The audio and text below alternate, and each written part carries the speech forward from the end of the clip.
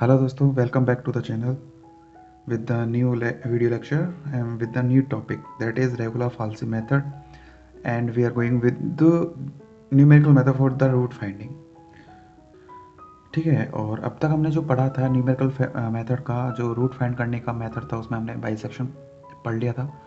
इसके बाद regular फाल्सी method आज पढ़ने वाले हैं, और जो लास्ट बचेगा वो है न्यूटन रैप्सन मेथड।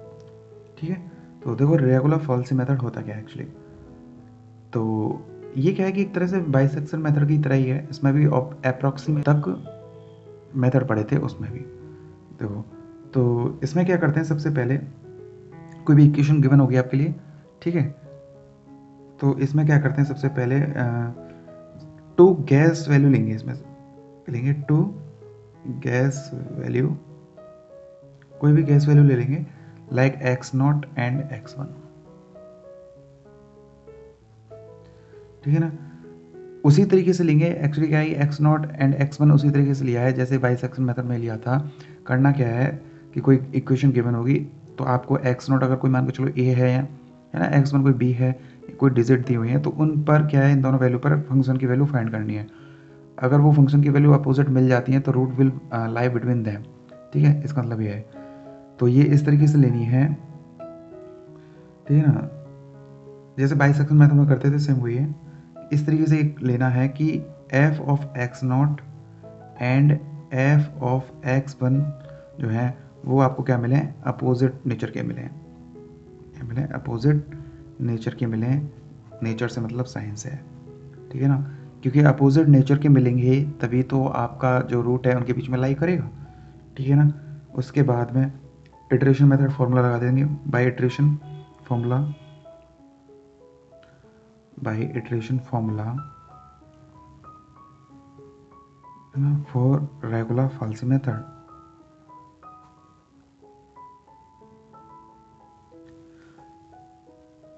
ठीक है ना, तो क्या होता है कि बाइसेक्शन मेथड में कैसे करते थे आप, x0 और x1 की वैल्यू अपोजिट मिलने के बाद ये कंफर्म हो जाता है कि अगर इसकी वैल्यू जो है पॉजिटिव है, इसकी वैल्यू अगर नेगेटिव है, फंक्शन की वैल्यू, तो ये कंफर्म हो जाता है कि root will lie between these two value. Clear. उसके बाद में नेक्स्ट रूट फाइंड करना पड़ेगा और नज़दीक रूट फाइंड करना पड़ेगा। देखो मैं इसको ग्राफ से भी बताऊंगा, जिनको समझ में नहीं आ रहा है तो थोड़ा पेशेंस रखना, बिल्कुल बाइसेक्शन मेथड की तरह ही है। तो इसके बाद में नेक्स्ट जो रूट निकलेगा ना वो यहाँ निकलेगा फॉर्मूले से। बाइसेक्शन मेथड में क्या होता था, फॉर्मूला क्या होता था, x0 प्लस x1/2, उसके नज़दीक बिल्कुल हाफ पे पहुंच जाते थे, ठीक है ना। इसमें क्या है, रेगुलर फाल्सी मेथड में इटरेशन जो फॉर्मूला होगा वो चेंज हो जाएगा फ्रॉम द बाइसेक्शन मेथड। तो देखो x0 जो x2 जो होगा, x0 x1 और x2 जो होगा वो क्या आएगा, x0 into F of x1 minus x1 into F of x0 upon F of x1 minus F of x0। ये इटरेशन फॉर्मूला है फॉर रेगुलर फाल्सी मेथड, जो कि हेल्प करेगा x2 को फाइंड करने के लिए, यानी कि नेक्स्ट रूट को फाइंड करने के लिए, ठीक है। देखो अब इसका फिजिकल मीनिंग देखते हैं, पहले इसका ये बोलना क्या चाहता है, ठीक है, जिससे आपको क्या है कि आपके दिमाग में क्लियर इमेज बने कि ये हो क्या रहा है, ठीक है। जैसे कि मैंने बाइसेक्शन मेथड में बताया था ना, सेम टू सेम उसी तरीके से ये भी। देखो तो इस पर ग्राफ में मान के चलो इस तरीके से कोई आपका कर्व दिया हुआ है, ठीक है ना। अब इसके जो है फाइंड करने हैं, तो इस कर्व की जो वैल्यू है वो लाई कर रही है यहाँ से और यहाँ तक। ये है x0 और ये है x1। x0 पर जो वैल्यू है इस कर्व, इस फंक्शन की, वो आएगी f ऑफ x0, ठीक है। और x1 पर जो इसकी वैल्यू आएगी वो है x1 f, ठीक है।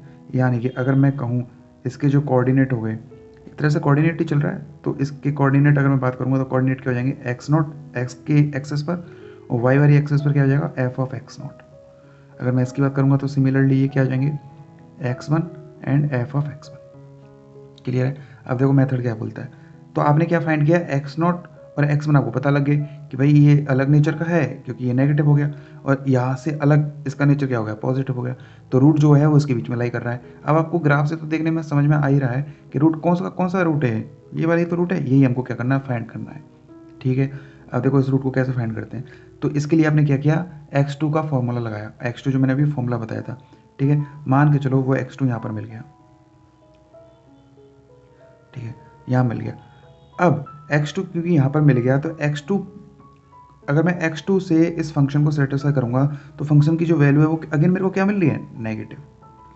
ऑब्वियसली बात है ना, इसके इधर जाएंगे तो नेगेटिव है, यहाँ पर तो इस फंक्शन की वैल्यू जीरो हो गई, जीरो हो गई तो रूट है ये, और इधर क्या है, पॉजिटिव वैल्यूज है। तो x2 जो मैंने फाइंड किया और मैंने देखा, मैं कंडीशन एक लेके चल रहा हूँ कि x2 जो मेरे को नेगेटिव मिला है, तो अब जो रूट होगा वो कहाँ लाई करेगा, x2 और x0 के बीच में लाई करेगा, या फिर x2 और x1 के बीच में लाई करेगा, x2 और x1 के बीच में लाई करेगा, ठीक है। क्यों, क्योंकि रूट तो इधर है, क्योंकि ये नेगेटिव था और ये भी नेगेटिव मिला, लेकिन अब नेगेटिव हम और ज़्यादा क्लोज पहुंच गए रूट के, इसलिए x2 will replace with x0 and obviously root will lie between x2 and x1 and the function value at x2 will be negative, like the coordinate will be of this point will be x2 and f of x2, ठीक है। कहने का मतलब क्या हुआ, अब देखो जब रूट यहाँ पर x0 की वैल्यू पर ये कोऑर्डिनेट थे, x1 और x1 की वैल्यू पर ये कोऑर्डिनेट थे, तो इसमें क्या होता है, एक तरीके से जो है वो ग्राफ ड्रॉ होता है इस तरीके से। देखो x2 को जब फाइंड करते हैं ना तो ग्राफ कुछ इस तरीके से मिलता है। बात समझ में आई, ये मैंने क्यों फाइंड किया, मैंने फाइंड नहीं किया, जस्ट मैं समझाने के लिए बता रहा हूँ। आपने जो x2 फाइंड किया था एक्चुअली वो था क्या, वो एक इक्वेशन थी। देखो ये क्या है, एक इक्वेशन ही तो है। अगर दो पॉइंटों को मिलाने वाली जो लाइन होती है x1 y1 x2 y2, क्या होती है लाइन, इसका क्या फॉर्मूला होता है इक्वेशन का, तो स्लोप y माइनस y1, ठीक है, is equal to m x minus x1, m क्या होता है y2 minus y1 x2 minus x1, this is the equation of the line. तो सिमिलर ही है वो फॉर्मूला, कोई डिफरेंस नहीं है, आप सोच रहे हो कोई डिफरेंस हो, तो वही क्या है, एक लाइन की इक्वेशन आई, जब लाइन की इक्वेशन आई तो ये एक्सिस को तो कट करेगी, और वही पॉइंट क्या हो गया, x2 आता है, जो यहाँ निकाल रहे थे ना वो पॉइंट, वो कौन सा पॉइंट है, वो यही क्या है, x2 है। क्लियर। और आपने क्या किया, उस x2 पे वैल्यू को रख लिया फंक्शन की, जैसे आपने फंक्शन की वैल्यू को रखा, फंक्शन में रखा, तो आपको और नेगेटिव पॉइंट मिल गया, तो आपको दिख गया कि भाई जो है यहाँ पर x2 मिलने से, और वो x0 के बजाय x2 हम इसलिए लेंगे क्योंकि वो इसके रूट के क्या है, बहुत ज़्यादा नज़दीक हो गया, इसलिए मैंने बोला कि x2 और x1 के बीच में लाई करेगा। क्लियर। x3 के लिए जाऊँगा, ठीक है ना, किसके लिए जाऊँगा, x3 के लिए जाऊँगा, क्योंकि यहाँ तक का काम हो चुका है, अब मैं x3 के लिए जाऊँगा, तो x3 के लिए फॉर्मूला क्या हो जाएगा अब x2 जो होगा ना वो रिप्लेस हो जाएगा किससे, x0 से, नेगेटिव वाले से, और अगेन x1 तो, और जो आपका x1 वाला था वो x1 ही रहेगा, ठीक है, क्योंकि वो थोड़ा ना चेंज हुआ है। अगेन फॉर्मूला लगाएंगे, और फॉर्मूला लगाने से आपको फिर से x3 की वैल्यू जो मिलेगी, ठीक है ना, अब वो वैल्यू कहाँ मिलेगी, अगेन इन दोनों के बीच में है, तो root will lie between this two values, तो इस तरीके से यहाँ पर जो आप फॉर्मूला लगाओगे वहाँ से ये x3 की वैल्यू मिल जाएगी, ठीक है। अब देखो, और आप उस रूट के नज़दीक पहुँच गए, इसलिए अब रूट कहाँ लाई करेगा, इस x3 और x1 के बीच में लाई करेगा, अगेन इस x3 और x1 के बीच में लाई करेगा, फिर से मैंने यहाँ कोऑर्डिनेट ले लेता हूँ, तो ये कुछ कोऑर्डिनेट हो जाएंगे, और इस तरीके से अगेन मैं इसको जब मैच करूँगा तो x4 की वैल्यू हो जाएगी। कहने का मतलब ये है कि जितनी बार इटरेशन के फॉर्मूले लगाओगे ना, आप इस रूट के नज़दीक पहुँचते जाओगे, और पॉइंट के बाद में बहुत सारी क्लोजेस्ट डिजिट तक आप पहुँच जाओगे, ठीक है ना। तो ये फिजिकल मीनिंग है रेगुलर फॉल्सी मेथड का, जितने आप इटरेशन के फॉर्मूले लगाओगे उस रूट्स के नज़दीक आप पहुँचते जाओगे। सपोज करो अगर मैंने यहाँ पर x2 वाला जो फॉर्मूला लगाया था, जब x0 और x1 के बीच में रूट लाई कर रहा है, और मैं कहूँ कि x2 की जो वैल्यू आई है वो यहाँ से इसकी तरफ इधर आए, मतलब पॉजिटिव वैल्यू की तरफ आए, तो जब पॉजिटिव की तरह आएगा तो x2 will replace with x1, not with x2, x2 will replace with x1, क्योंकि x1 मान के चलो यहाँ पर है, x2 यहाँ पर आ गया, तो और क्लोज पहुँच रहे हो ना आप इस रूट के, तो x2 will replace with x1, तो यहाँ पर जब मैं x2 यहाँ लिखूंगा तो नेक्स्ट टाइम जो फॉर्मूला लगेगा वो x0 और x2 जो वैल्यू होंगी ना, तो x1 जो हो जाएगा वो x2 वाला टर्म हो जाएगा, क्योंकि फॉर्मूला अब तक x1 के लिए था, अब और नज़दीक पहुँच गए तो पॉजिटिव वाला जो बन जाएगा वो x1 बन जाएगा।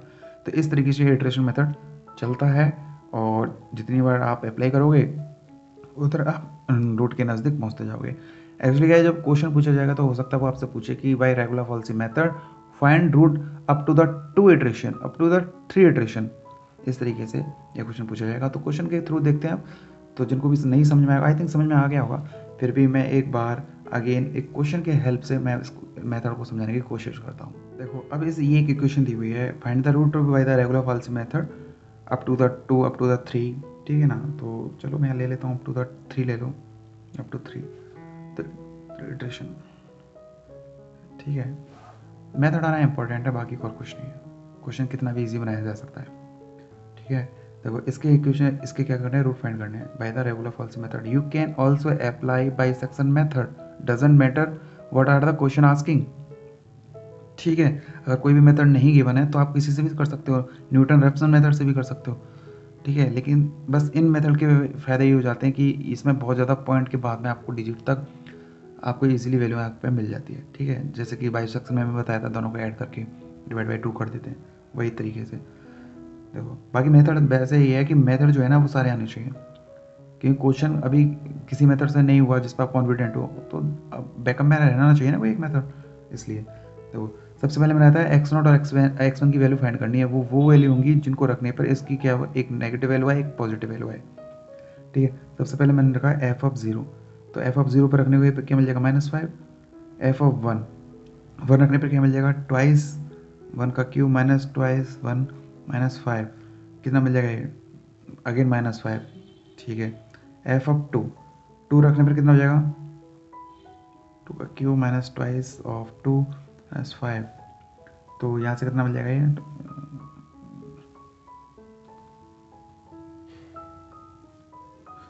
ये मिल जाएगा 7, ठीक है। देखो अब मिल गया ना आपको, जो मैंने बोल रहा था कि कुछ जो एक्स नॉट और एक्स वन की जो वैल्यू है वो आपको मिल चुकी है, क्योंकि एक पर क्या रहा है, फंक्शन की वैल्यू नेगेटिव है, एक पर पॉजिटिव है, यानी कि जो रूट हैं वो इस इक्वेशन के इन दोनों के बीच में ही लाई करेंगे, ये फिक्स हो गया, ठीक है। तो मैं लिख सकता हूँ एक्स नॉट क्या मिल गया 1 एंड एक्स वन क्या मिल गया यहाँ पर 2, ठीक है। तो एफ ऑफ एक्स नॉट जो है वो मिल गया -5 and F of X one जो मिल गया वो मिल गया 7, ठीक है।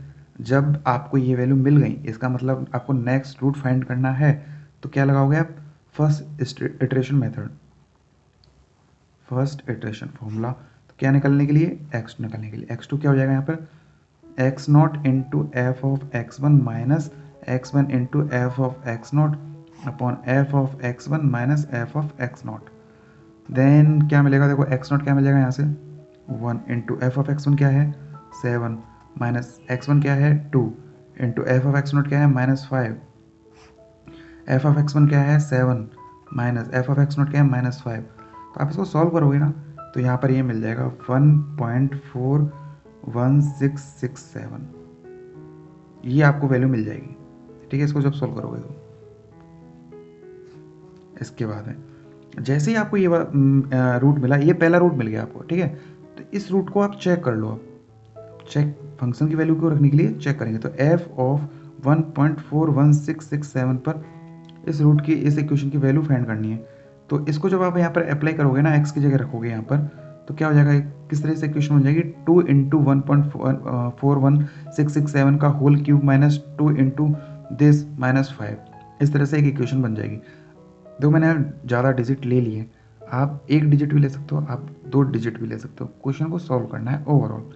क्वेश्चन को मैं बहुत इजी भी बना सकता था, लेकिन मैं जानबूझ के ऐसे क्वेश्चन इसलिए कराता हूँ जिससे इजी वाले आप नॉर्मली कर सको और जैसे कि क्वेश्चन में पूछे जा सकेंगे, ठीक है।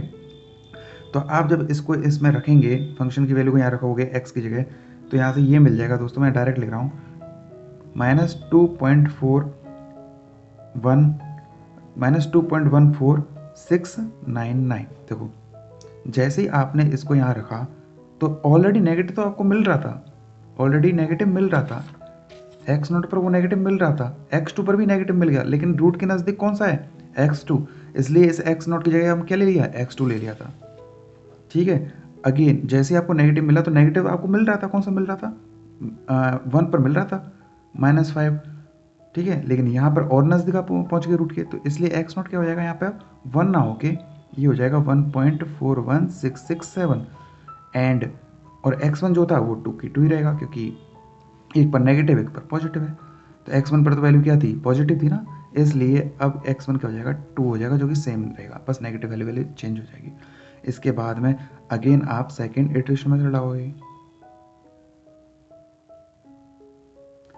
ठीक है। सेकेंड इटरेशन मेथड लगाओगे यानी कि x2 वैल्यू फाइंड करोगे, अगेन x3 फाउंड करोगे, तो x3 क्या हो जाएगा यहाँ पर, अगेन वही फॉर्मूला सेम टू सेम, ठीक है ना। तो x नोट क्या है यहाँ पर 1.41667, एफ ऑफ x1 क्या है 2 पर वैल्यू 7 माइनस x1 कितना है, x1 कितना था 2 into F of x note, F of x note क्या हो जाएगा, एक्स नोट ये है तो F of x note this one minus 2.41699 upon F of X one कितना है 7 minus F of x note कितना है, एफ ऑफ एक्स नोट यानी कि ये माइनस 2.14699। तो जैसे आपने इसको सॉल्व करोगे, ठीक है, तो इसकी जो वैल्यू मिल जाएगी x3 की वो मिलेगी 1.55359 ये मिल जाएगी, ठीक है ना। जैसे आपको ये वैल्यू मिली, अगेन आपने किया एफ ऑफ x3, ये रूट ही मिल रहे हैं सारे के सारे, और नज़दीक पहुंच जाओगे आप। देखो कैसे, एफ ऑफ x3 की वैल्यू फाइंड कर लो। जैसे आप एफ ऑफ x3 रखोगे तो अगेन मिलेगा x3 कहाँ रखोगे, इस वैल्यू को रखना है, इसमें सेटिस्फाई करना है, तो एफ ऑफ x3 क्या मिल जाएगा माइनस 0.60759, यानी कि पहले आप यहाँ तक थे -5 पर, मतलब एक 1 पर वैल्यू थी, उसके बाद आप पहुँच गए इतने नेगेटिव तक पहुँच गए, ठीक है ना, रूट के इतने नज़दीक पहुँच गए। उसके बाद अगेन आपको नेगेटिव वैल्यू मिल रही है, इसलिए रूट विल लाई बिटवीन किस किस के बीच में, इसके बीच में यानी x3 के बीच में एंड, क्योंकि इसमें नेगेटिव वैल्यू है, एंड x1 के बीच में, ठीक है, क्योंकि ये चेंज नहीं हुआ अभी तक, इसलिए root will lie between X naught. अब एक्स नोट कहाँ हो जाएगा, ये हो जाएगा चेंज, x3 वाला चेंज हो जाएगा एक्स नोट से, क्यों, क्योंकि ये नेगेटिव था, तो पहले नेगेटिव ये था, अब नेगेटिव ये और क्लोज पहुंच गए, इसलिए root will lie between 1.55359 and 2 के बीच में लाई करेगा। अगेन आप x4 निकाल लेना। इस तरह से इटरेशन जो मेथड है वो चलते रहते हैं और आपके रूट निकलते रहते हैं। तो कौन कौन से रूट मिले, एक पहला ये मिल गया, दूसरा ये मिल गया, आगे ऐसे मिलते रहेंगे। और किसी को अच्छे से समझ में आ गया होगा तो ये है सबसे बेस्ट एग्जांपल है इस चीज़ का। जितना नज़दीक जाते जाओगे उतना आपको रूट के नज़दीक पहुंचते जाओगे, इसलिए इसको बोलते हैं एप्रोक्सीमेशन मेथड, ठीक है। अगर इस तरीके से इक्वेशन है, अगर मैं कह दूं ये x नोट है, ये क्या है, ये x नोट है, और यहाँ पर क्या है, ये x1 है, ये x1 है, ठीक है, तो x1 पर जो भी वैल्यू आ रही है, ठीक है। अब मैंने कहा x2 निकाला, अब x2 अगर यहाँ देखो रूट तो ये है, ये तो फाइंड करना है क्योंकि यहाँ पर 0 हो रही है वैल्यू। अगर आपको x2 फाइंड करना है और वो x2 अगर इधर आए, तो अगर वो वैल्यू x2 इधर आए तो अब रूट कहाँ लाई करेगा, बताओ मेरे को, कहाँ लाई करेगा x2 पर। अब रूट क्या x2 और x1 के बीच में लाई करेगा, नहीं, x2 और x0 के बीच में लाई करेगा, इसलिए x1 किससे रिप्लेस हो जाएगा, x2 से रिप्लेस हो जाएगा, इसलिए x0 तो x0 रहेगा, लेकिन x1 जो हो जाएगा वो क्या हो जाएगा, x2 हो जाएगा। और फिर से इटरेशन मेथड को आप अप्लाई कर सकते हो, ठीक है। इस तरीके से इसका ये कंसेप्ट होता है। और ये x2 एक्चुअली है क्या, ये जब आप इस इक्वेशन को इस तरह से इसको ऐसे मिलाओगे ना, इस तरीके से इससे इसको ऐसे अटैच करोगे, तो x2 यही होता है। बार बार जो आप x2 x3 x4 ये जो निकाल रहे हो ना, वो क्या है कि कॉर्ड को जो मिलाने वाली जो लाइन है वो एक्सिस को जहाँ कट करती है, वही एक्चुअली क्या है, x2 x3 x4 है। तो आई होप दोस्तों ये जो मेथड है रेगुलर फाल्सी मेथड आपको समझ में आया होगा, ठीक है। और इस पर ईजी क्वेश्चन पूछे जाते हैं वैसे, और थ्योरेटिकल क्वेश्चन भी रहते हैं जो कि बीएससी वालों के लिए रहते हैं, मोस्टली बीटेक वालों के लिए भी रहते हैं, क्योंकि ये उन्हीं के सिलेबस हैं। लेकिन क्या है कि अगर ये सिलेबस में दिया हुआ है तो क्वेश्चन पूछे जा सकते हैं, क्वेश्चन को ईजी भी बनाया जा सकता है पूछने के लिए, इसलिए डजेंट मैटर कि कितना टिफिकल है कितना टिफिकल नहीं है। अगर मेथड गिवन है सिलेबस में तो बचने की बजाय उसको करना चाहिए, ठीक है। आई होप कि ये वीडियो लेक्चर आपके लिए बेनिफिशियल रहा होगा।